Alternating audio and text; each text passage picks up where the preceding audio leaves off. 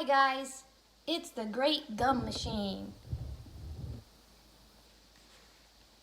Mr. Wonka led the party over to a gigantic machine that stood in the very center of the inventing room. It was a mountain of gleaming metal that towered high above the children and their parents. Out of the very top of it, there sprouted hundreds and hundreds of thin glass tubes, and the glass tubes all curled downwards and came together in a bunch and hung suspended over an enormous round tub as big as a bath. "Here we go," cried Mr. Wonka, and he pressed 3 different buttons on the side of the machine. A second later, a mighty rumbling sound came from inside it, and the whole machine began to shake most frighteningly, and steam began to hiss out of it all over. And then suddenly, the watchers noticed that runny stuff was pouring down the insides of all the hundreds of little glass tubes and squirting out into the great tub below. And in every single tube, the runny stuff was of a different color, so that all the colors of the rainbow, and many others as well, came sloshing and splashing into the tub. It was a lovely sight, and when the tub was nearly full, Mr. Wonka pressed another button, and immediately the runny stuff disappeared, and a whizzing, whirring noise took its place. And then a giant whizzer started whizzing around inside the enormous tub, mixing up all the different colored liquids like an ice cream soda. Gradually, the mixture began to froth. It became frothier and frothier, and it turned from blue to white to green to brown to yellow, then back to blue again. "Watch," said Mr. Wonka. Click went the machine, and the whizzer stopped whizzing. And now there came out a sort of sucking noise, and very quickly all the blue frothy mixture in the huge basin was sucked back into the stomach of the machine. There was a moment of silence. Then a few queer rumblings we heard. Then silence again. Then suddenly the machine let out a monstrous mighty groan. And at the same moment a tiny drawer, no bigger than the drawer in a slot machine, popped out of the side of the machine. And in the drawer there lay something so small and thin and gray that everyone thought it must be a mistake. The thing looked like a little strip of gray cardboard. The children and their parents stared at the little gray strip lying in the drawer. "You mean, that's all?" said Mike TV, disgusted. "That's all," answered Mr. Wonka, gazing proudly at the result. "Don't you know what it is?" There was a pause. Then suddenly, Violet Beauregard, the silly gum-chewing girl, let out a yell of excitement. "By gum, it's gum!" she shrieked. "It's a stick of chewing gum." "Right you are," cried Mr. Wonka, slapping Veronica hard on the back. "It's a stick of gum." "It's a stick of the most amazing and fabulous and sensational gum in the whole world."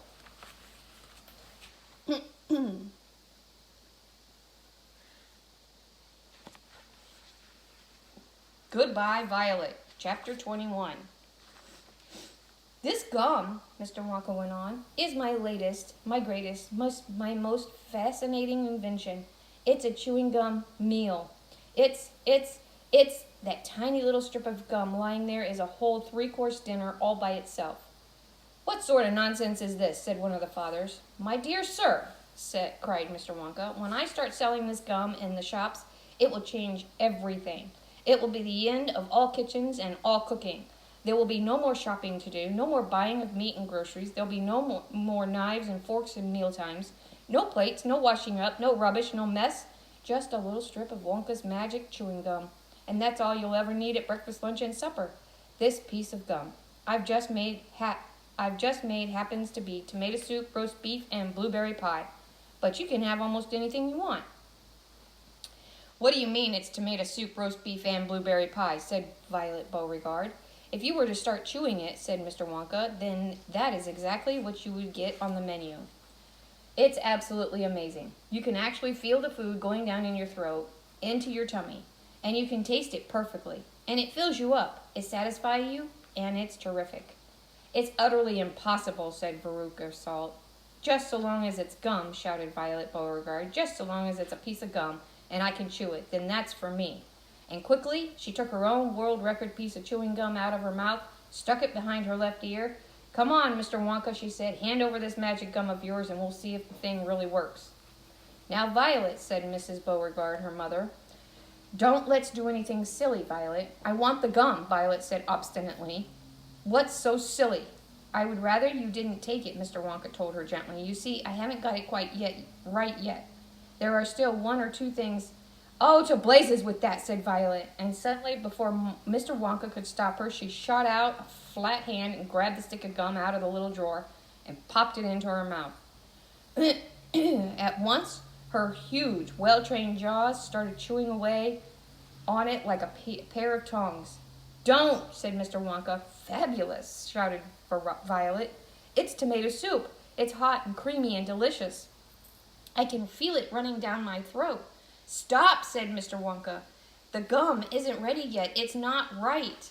Of course it's right, said Violet. It's working beautifully. Oh my, what lovely soup this is. Spit it out, said Mr. Wonka. It's changing, shouted Violet, chewing and grinning both at the same time. The second course is coming up. It's roast beef. It's tender and juicy. Oh boy, what a flavor. The baked potato is marvelous too.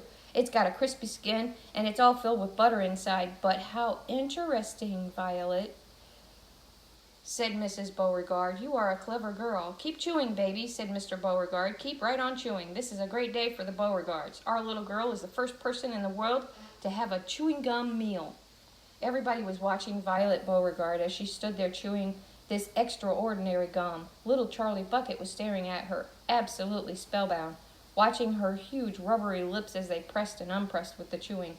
And Grandpa Joe stood beside him, gaping at the girl. Mr. Wonka was wringing in his hands and saying, No, no, no, no, no, it isn't ready for eating, it isn't, you mustn't do it. Blueberry pie and cream, shouted Violet. Here it comes. Oh my, it's perfect, it's beautiful, it's exactly as though I'm swallowing it. It's as though I'm chewing and swallowing great big spoonfuls of the most marvelous blueberry pie in the world. Good heavens, girl, shrieked Mrs. Beauregard, suddenly staring at Violet. What's happening to your nose?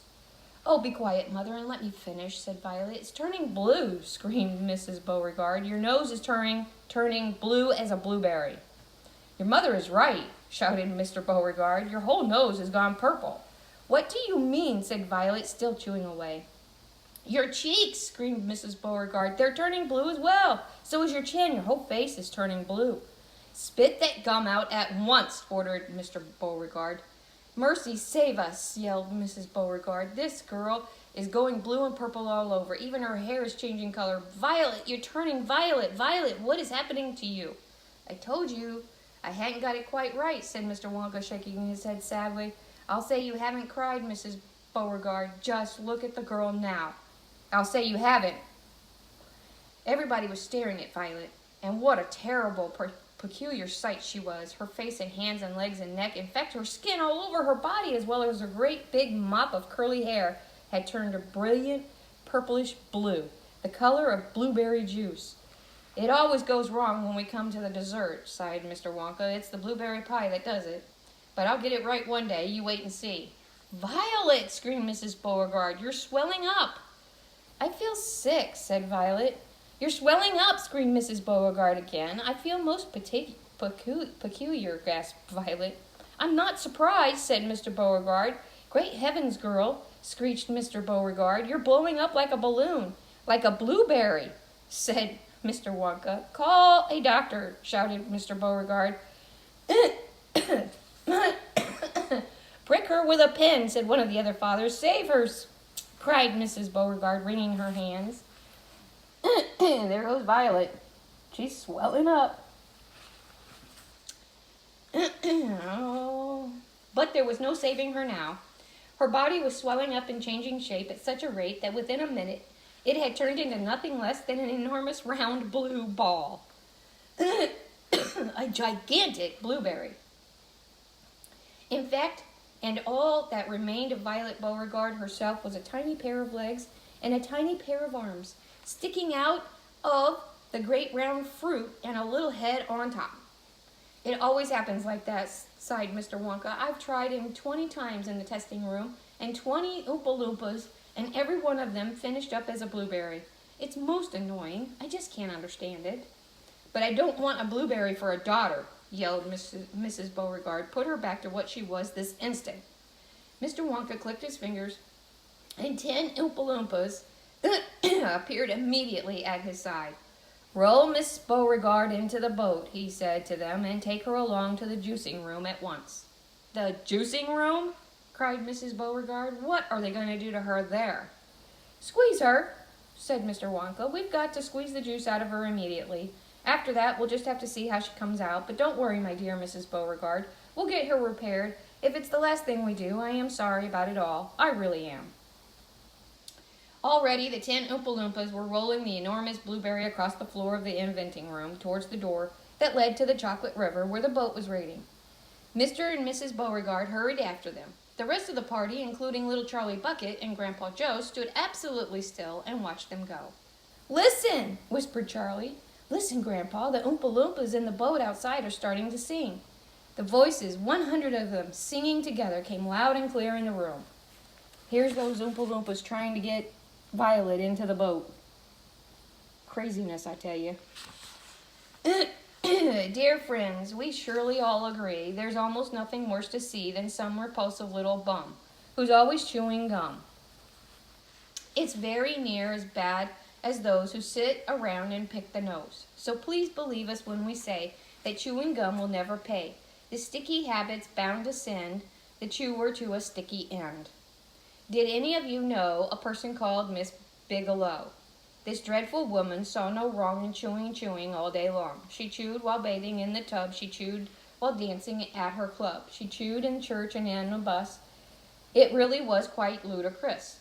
And when she couldn't find her gum, she'd chew on up the linoleum or anything that happened near.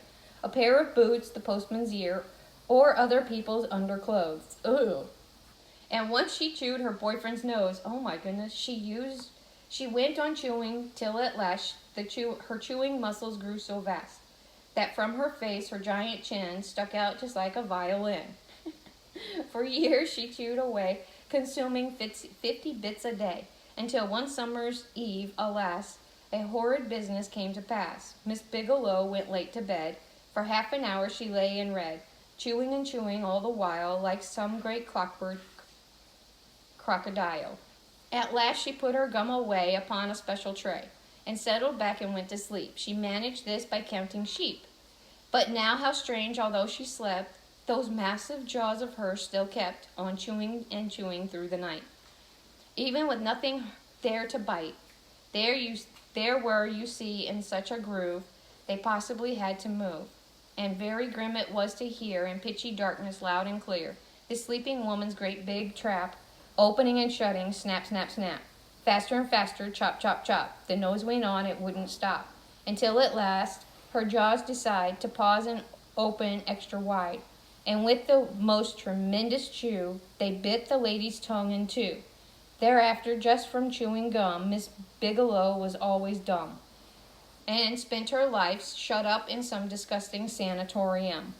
And that is why we'll try so hard to save Miss Violet Beauregard from suffering an equal fate. She's still quite young, it's not too late, provided she survives the cure. We hope she does, we can't be sure. That is the end of chapter 21. Those Oompa Loompas, they got funny stories, don't they? Okay, you guys know the drill. Draw me a picture, write me out a little sentence or two about it, and I'll see you guys in a little bit. Don't forget, stay safe, guys. Wash your hands, please.